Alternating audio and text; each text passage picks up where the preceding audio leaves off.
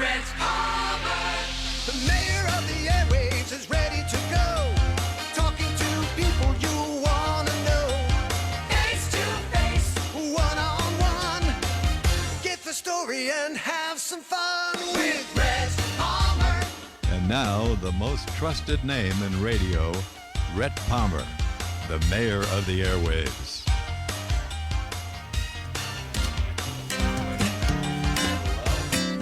We're live, folks. A Christian baker refused to bake a cake. Everybody says it's wrong, for heaven's sake.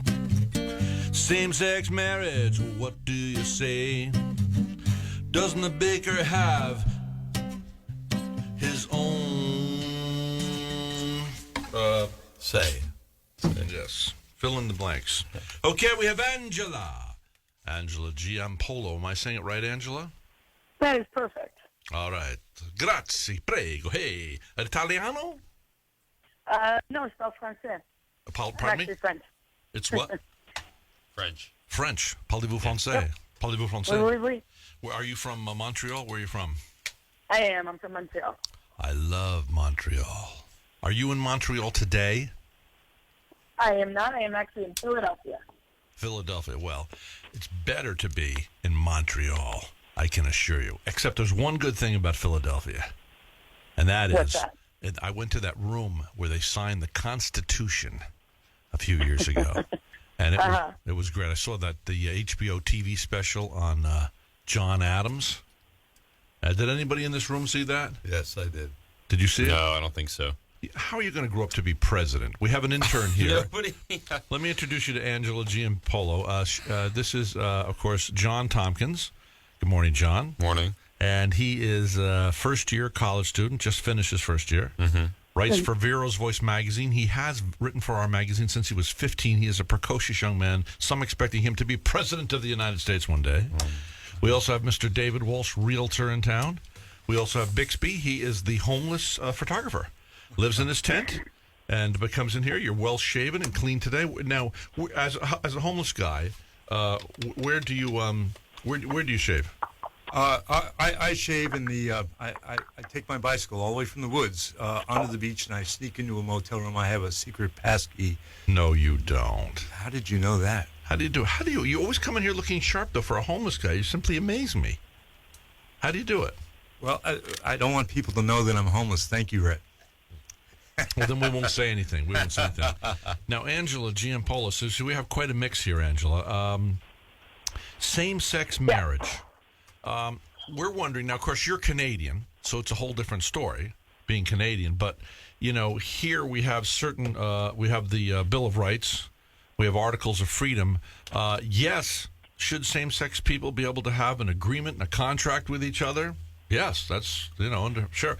But should a Christian baker should his religious rights be subjugated? No, because in America, you have the right, no government, separation of church and state. No government shall subjugate that authority. That's what happened in England. You want to know what your government did that was so amazing? What? It decided to attach 1,138 state and federal rights to your beautiful religious institution called marriage.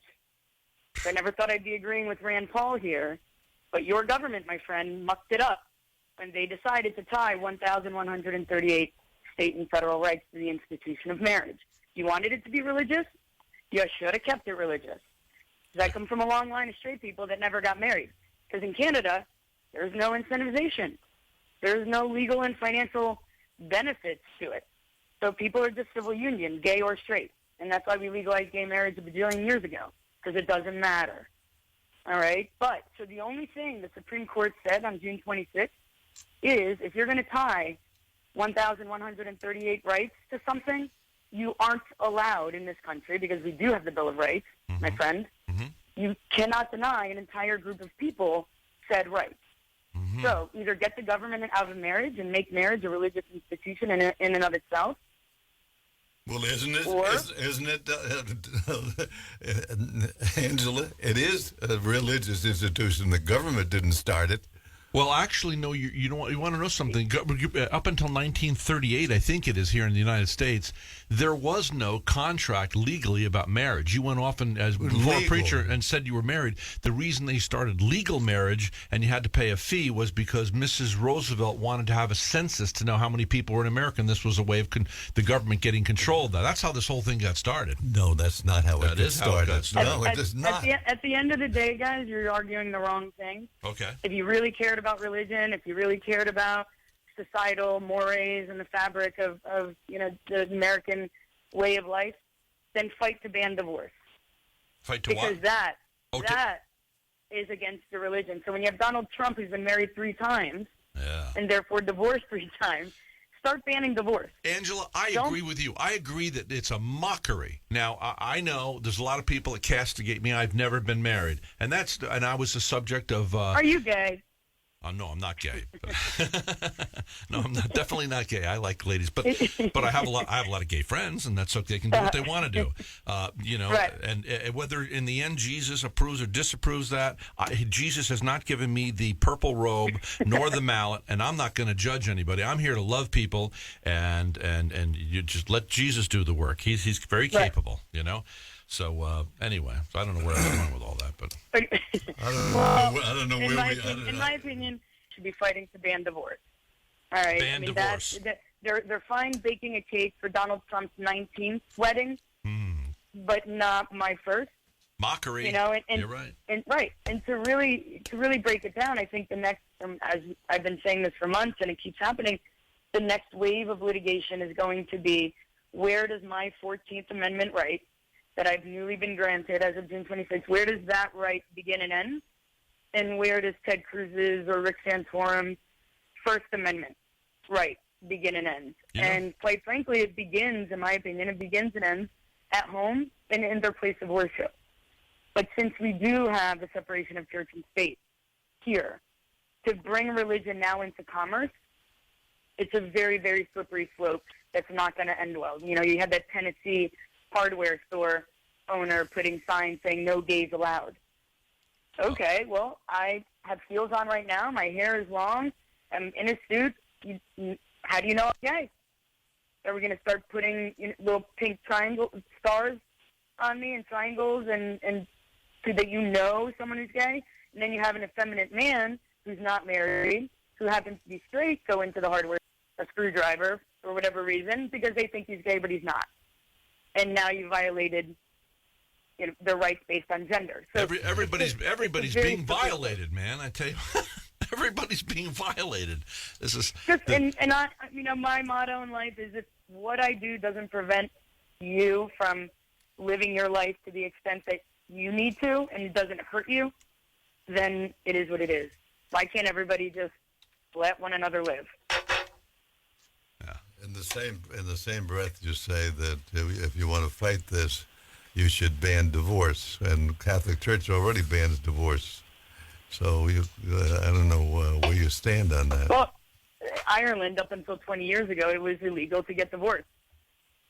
Right? So if the government is already in the institution of marriage, which it is, the government has clearly gotten itself involved in the United States. I don't know where you guys got it wrong, but you were founded on the separation of church and state, and where you took a left turn there, I don't know. Well, But I'll if tell the you where, government is I'll tell already you where involved. I'll tell you where I took a left turn. Where'd you take a left Because turn? you're talking about legal versus religious.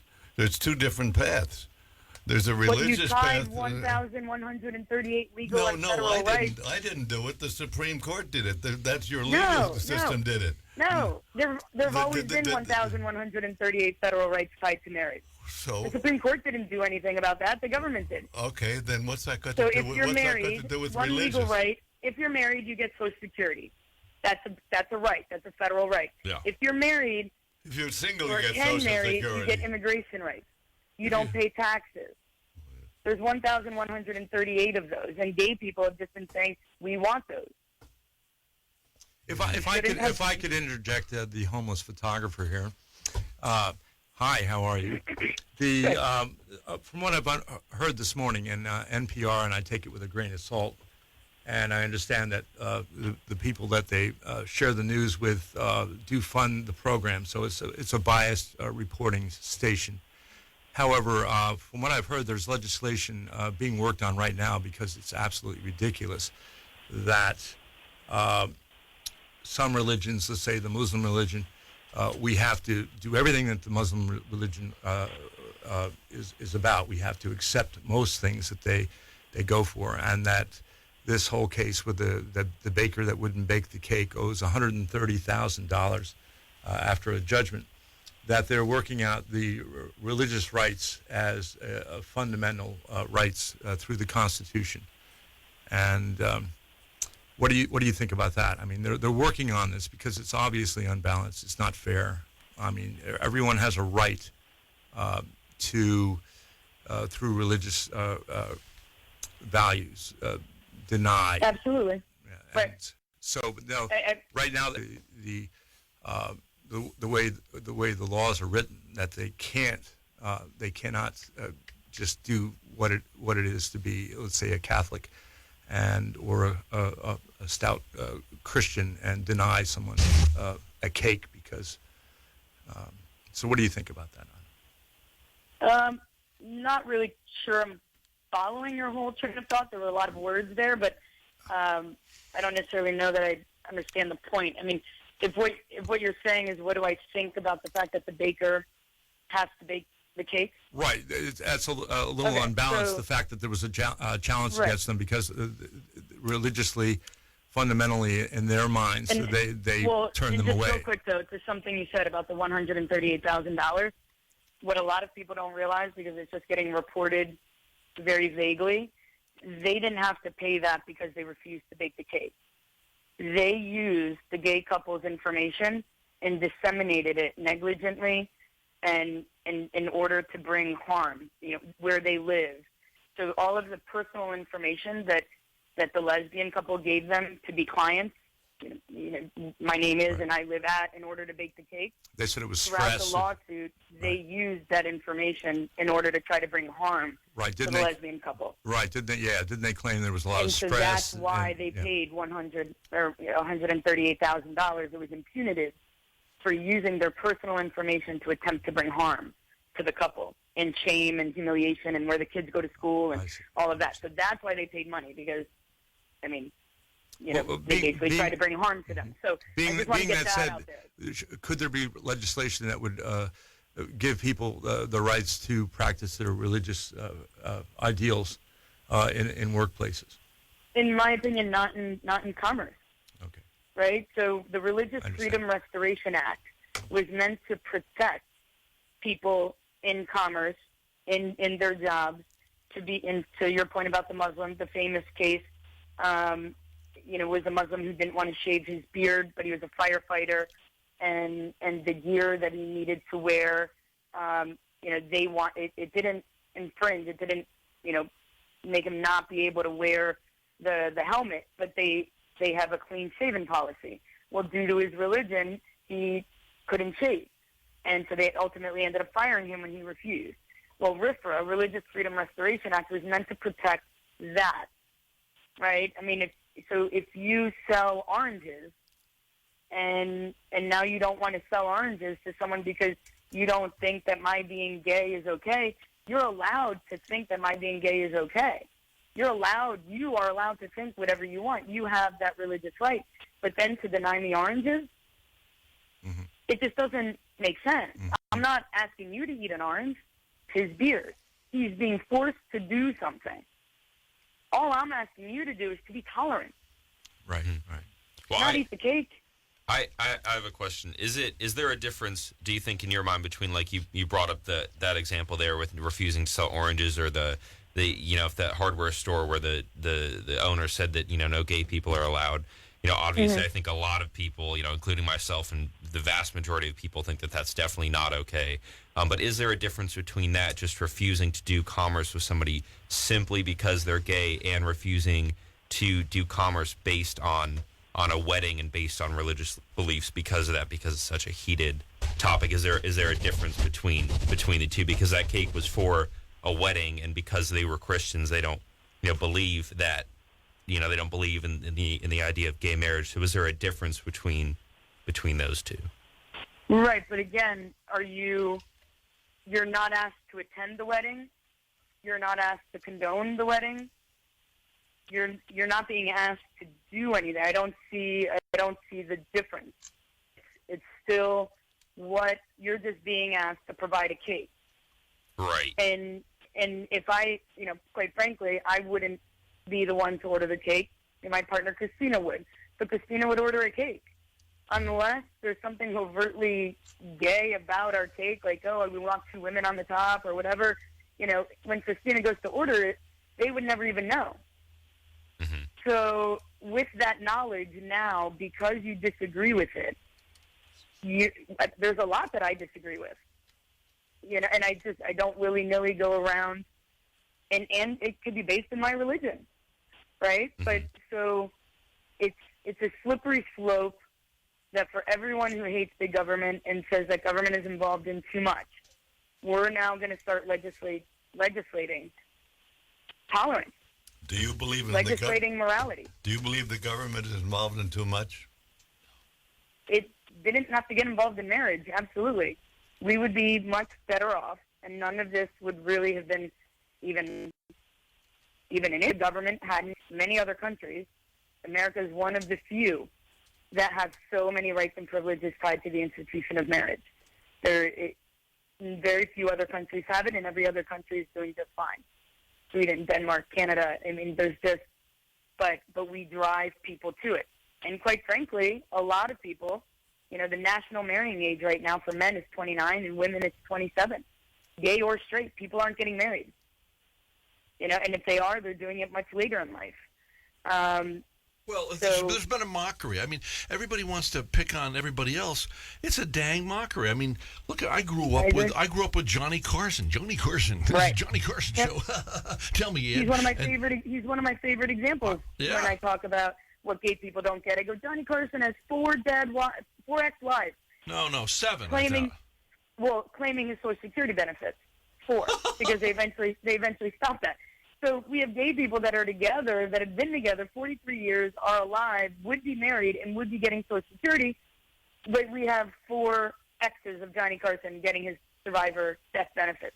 It's ridiculous. I know. Who's that guy that I interviewed? He used to be in the movie Mickey Rooney. Now, Mickey Rooney, by the way, was one of the... Anyway, that guy, 11 times he was married or something? It's a mockery. Wow. Why would Right. you walk down... Well, you're not supposed to make a vow easily to God. Right, but I mean, you still can't. Right. You still can't. I don't think. I mean, I'm a Catholic, so divorce is not legal in my church. But I feel like But your can't. Pope is allowing divorcees Right, to come in now, not to be shunned. Yeah, because I mean, it is a problem because if you're in an abusive relationship or something, you need to have an outlet Yes. for that. Yes. I mean, you can't just not have an outlet for divorce. That's it. So I mean, that's. Well, Angela, listen, we're running out of time for this half an hour, but I want to tell you, first of all, while we were on, I went to your website. I found that I sent you an email because I want you to come back because I like you. No, I do. You're sharp. You're sharp. You're fun. You are fun. I used to have a place up in Canada, actually, north of Toronto, Lake of Bays. And, Okay. And this A little time, chalet. yeah, this time of the year, I regret having sold it. So, by the way, one of your senators is a friend of mine, Senator Angus, David Angus. Do you know him? I don't. What part of Pennsylvania? No. David Angus not in Pennsylvania, up in Montreal. Well, so which party?